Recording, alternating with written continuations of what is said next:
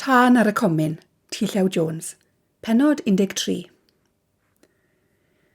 Tranaeth roedd hi'n glawio, a chanad oedd hi'n bosib wneud dim byd ar y tir, fe benderfynodd Tom a Mary Evans fynd yn y Morris Oxford i lawr i ardal Llandysilio i edrych am blas Bryn Brain, ac am yr hen ŵr bonheddig oedd yn dal i fyw yno.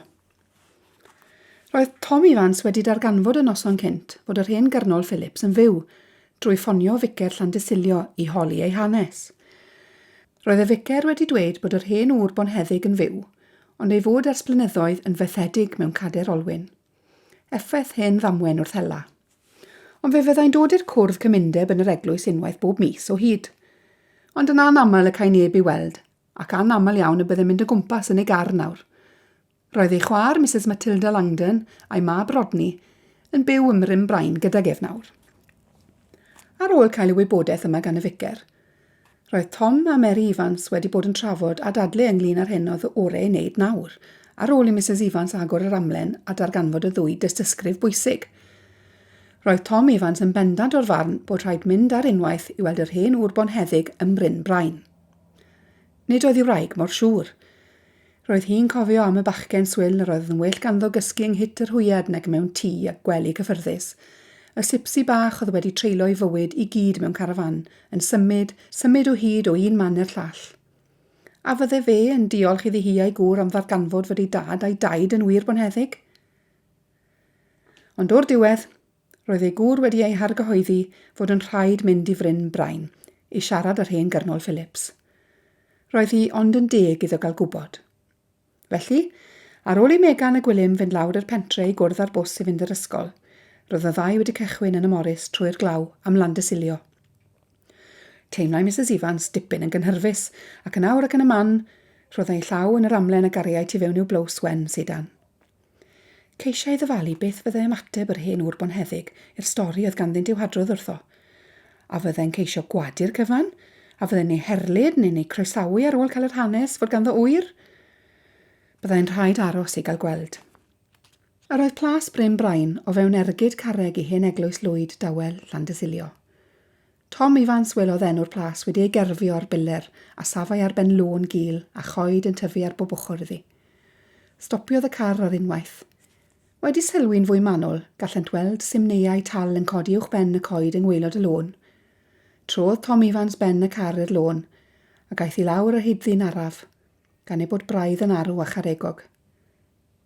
Cyn pendym, daethant i olwg ffrynt plas Bryn Brain. Roedd yn dŷ mawr a rhyw fath o eiddew trwchus dros ei furiau i gyd. Daeth Tom a Mary Evans allan o'r car a cherdded trwy'r glaw at ddrws mawr cerfiedig a chadarn yr olwg. Roedd e'n nghau. Roedd grisiau isel yn arwen at y drws ac ar ôl dringo rheini, roedd y ddau o dan gysgod y veranda ac allan o'r glaw. Curodd Tom Evans y drws, gan daflu llygad ar ei wraig yr un pryd. Edrychai braidd yn welw, meddyliodd. Agorodd y drws ar unwaith bron, yn union fel pe bai rhywun wedi bod yn ei gwylio ac yn disgwyl amdanynt. Roedd yna ddynes dal dene wedi ei gwisgo mewn ffrog ddu hollol yn sefyll o'i blaen. Wel, gofynnodd y ddynes gan edrych ar y ddau o'i pennau i'w traed. Cododd Tom Evans ei het. Rydyn ni wedi gael gair ar Cyrnol Phillips, madam.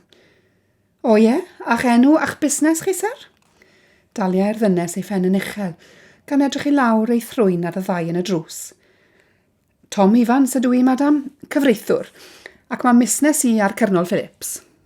Edrychodd ei wraig i fyny arno a golwg braidd yn syn ar ei wyneb. Pam oedd e wedi dweud mae cyfreithwr oedd e? Ond roedd e'n gyfreithwr hefyd, meddyliodd wedyn, neu o leia roedd e wedi bod yn gyfreithwr. Roedd y ddynes dene yn y drws wedi agor ei llyged ychydig hefyd pan glywodd i'r gair cyfreithwr. Yna dywedodd, fydd y cyrnol ddim yn gweld neb y dyddiau hyn, sir, ond ychydig o'i berthnasau ac un neu ddau o'i hen gyfeillion. Mae e'n hen iawn ac yn fethedig. Doedd hi ddim yn sôn o mor ffroen uchel yn awr. Edrychodd Tom a Mary Evans ar ei gilydd, a oeddynt wedi dod ar siwrnau ofer wedi'r cyfan. Rwy'n casglu mai chi yw Mrs Langdon, madam, meddai Tom Evans.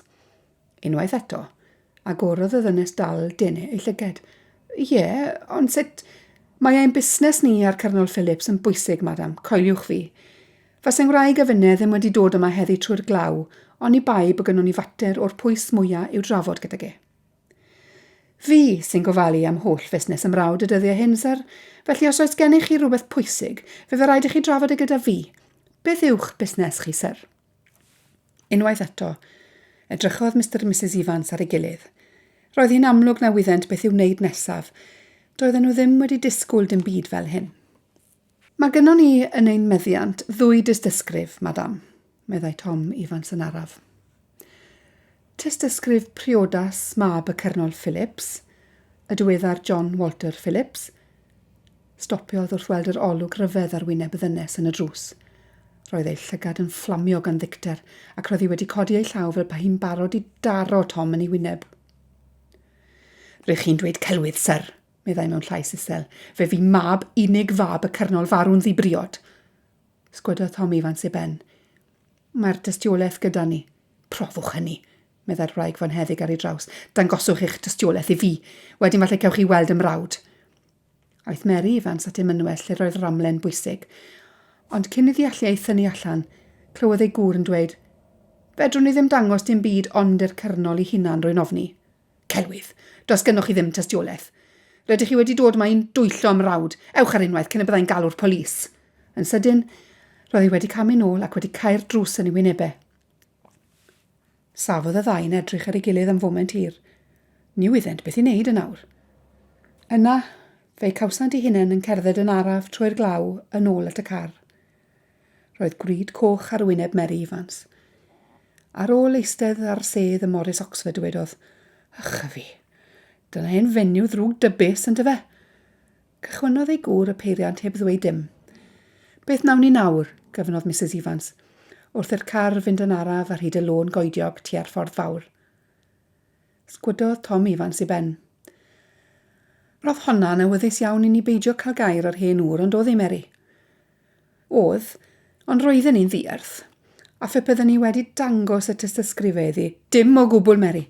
Mae gen i syniad y bydde hi wedi dwy nod y lawdi ac wedi cael drws yn y wynebau ni. Wyt ti'n meddwl? Ydw.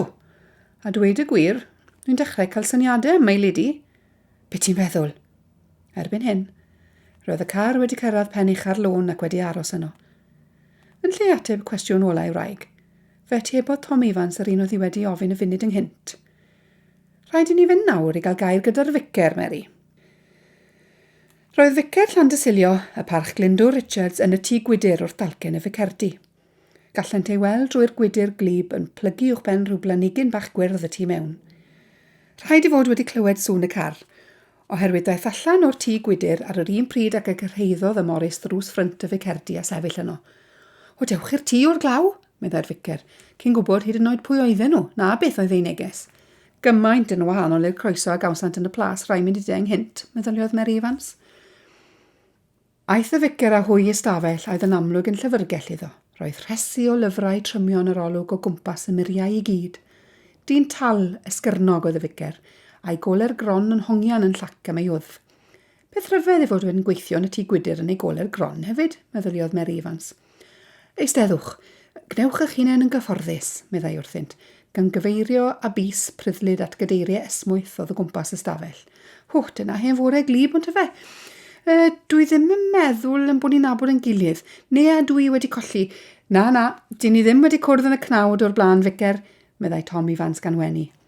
Cododd ei vicar ei eiliau trwchus, ond rydyn ni wedi cwrdd yn yr ysbryd fel petai, meddai gan hanner chwerthin. Rydyn ni wedi siarad yn gilydd ar y ffôn. Ni yw Tom a Mary Evans. Fe fi sy'n eich holi chi ar y ffôn, os ych chi'n cofio, ynglyn â'r Cyrnol Phillips. Rwy'n cofio nawr, meddai'r vicar, a dyma chi wedi dod i Llandysilio i weld y Cyrnol, a rydych chi wedi methu. Edrychodd Tom a Mary Evans ar ei gilydd yn syn, ond gwenodd y vicar ac aeth ymlaen. Does fawr o neb yn cael gweld yr hen ŵr erbyn hyn, wyddwch chi? Mae chwaer, Mrs Langdon, yn ofalus iawn ohono fe. Mae'n gofalu na fydd neb yn cael ei boeni fe. Myddeiwch i fi am ddweud hynna. Ond nid oedd yr awgrym ei bod hwy wedi dod y diwrnod hwnnw i boeni'r Cyrnol yn blino dim ar Tom a Mary Evans. Mr Richards, meddai Tom, mae tystiolaeth wedi dod i'n dwylo fod gan y Cyrnol oer sy'n fyw heddi. Roedd y ficer wedi codi ei law. Na, meddiwch i fi, sir. Rwy'n digwydd gwybod mae dim ond un mab oedd gan y Cyrnol Phillips, ac fe fi hwnnw farw yn Ffrainc yn ddibriod. Fe fydd stad Bryn Brain yn mynd i Rodney Langdon ar ôl dydd yr hen ŵr bonheddig. Does dim amheuaeth am hynny o gwbl. Cododd Tom Evans ar ei drad. Mary, meddai gan estyn ei law. Der ar amlen na i fi, ni di? Rhoddodd Mary Evans ei llaw yn ymynwes a thynnu allan yr amlen bwysig. Cydio Tom Evans yn ddi a thynnu allan y ddwy dystysgrif. Rwy am i chi gael gweld rhain, ficer, meddai. Rhag ofn. Stopiodd yn sydyn. Pam oedd e wedi gweud rhag ofn, gyfynnodd iddo hunan? Be sy'n gynnwch chi fyna, Mr Evans, holodd y ficer, gan dynnu sbectol o boced i frest. Nid y tebodd Tom Evans, dim ond estyn tystysgrif priodas Walter Phillips a Sarah Boswell iddo. Agorodd y ficer y papur melyn bregus yn araf a gofalus. Edrychodd ar yr ysgrifen. Yna tynnodd y papur yn nes at ei lygad, fel pe bain gwrthod coelio'r hyn a wylau. Cododd ei ben wedyn i edrych yn syn ar y ddau o'i flan. Ond, meddai, mae hyn yn anhygol. Doeddwn ni eriod wedi clywed, ond wrth gwrs, doeddwn ni ddim yma yn ystod y rhyfel, ro'n i yn y lluodd arfog fy hunan. Ond chlywes i neb yn dweud. Stopiodd oherwydd roedd Tom Evans wedi estyn y dystysgrif arall iddo, sef tystysgrif geni Tim Boswell. Edrychodd y ficer yn hir arni, a bu distawrwydd yn y llyfrgell am funud. O'r diwedd, cododd y ficer ei ben. Ydy'r plentyn yma? Mab Walter Phillips Bryn Brain a'r ddynes yma, y sipsi, yn fyw? Ydy, meddai Mary Evans. Hyd y gwyddon ni mae meddai Tom Evans. Yna, aeth ymlaen i adrodd yr holl hanes wrth y ficer, fel yr oedden nhw wedi cael y bachgen yng Nghyt yr Hwyed, ac fel yr aeth Mary Evans ar ôl hir betruso i edrych beth oedd yn yr amlen, oedd wedi ei gadael ar ôl pan oedd y bachgen wedi ffoi rhag i'r polis ei ddal. Nid anghofiodd chwaith yr hanes am y detectif hwnnw oedd wedi galw i geisio cael y waled. Wel, meddai'r ficer pan ddaeth Tom Evans i ben y stori. Mae hyn yn mynd i achosi cynnwrf tua'r plas na llai fentro ddweudwch chi. I chi'n gweld, mae pawb yn cymryd yn ganiataol. Mae Rodney Langdon fydd yn dod i'r cwbl ar ôl dydd yr hen ŵr, ond nawr. Pam y deithoch chi matai, Mr Evans? Beth allai wneud, wedwch? Mae'n rhaid i ni gael y wybodaeth mae'r Cyrnol Phillips, meddai Tom. Fod ganddo oer sy'n sipsi yn byw mewn carafan. Fe fydd y siom ac yn sioc iddo fe. Charwn ni ddim mynd ar newyddion a iddo fe a iechyd mor fregus. I chi'n siŵr nad yw e ddim yn gwybod dim am briodas i fab na genedigaeth i wyr? Gofynnodd Mary Evans. Sgwydodd y ficer i ben. Dos bosib y bydde fe wedi cadw'r gyfrinach trwy'r holl flynyddoedd. Wel, hwn ni ddim wir, meddai Mrs Evans. Roedd hi'n meddwl am ymweliad y detectif rhyfedd hwnnw a dol nant. Pwy oedd wedi danfon hwnnw? Mae e'n dod i'r eglwys unwaith y mis i wasanaeth y cymyn, meddai Tom Evans. Ydy, atebodd y ficer. Pryd bydd y gwasanaeth cymyn nesa? O dydd Sul wythnos i nesa, Mr Evans, ond fe sgrenna i lythyr byr cyn madael â chi heddi, os ych chi'n fodlon ficer, ac fe fyddwn ni'n ddiolchgar iawn i chi os byddwch chi cystal y gofalu fod y Cyrnol Phillips yn cael y llythyr yma yn ei law i hunan. I chi'n gweld, rwy'n dechrau ofni na chai e ddim o'r llythyr pe bawn ni'n ei anfon drwy'r post. O, dos bosib, meddai'r ficer, rwy'n abo Mrs Langdon yn dda. Rhaid i chi gofio i bod i wedi gwrthod caniatad i ni weld y Cyrnol bore yma.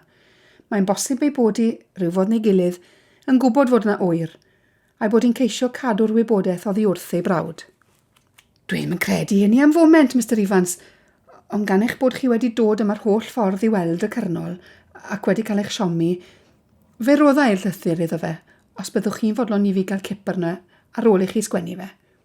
Mae hynny'n digon teg, Mr Richards. Diolch yn fawr iawn i chi, meddai Tom Evans.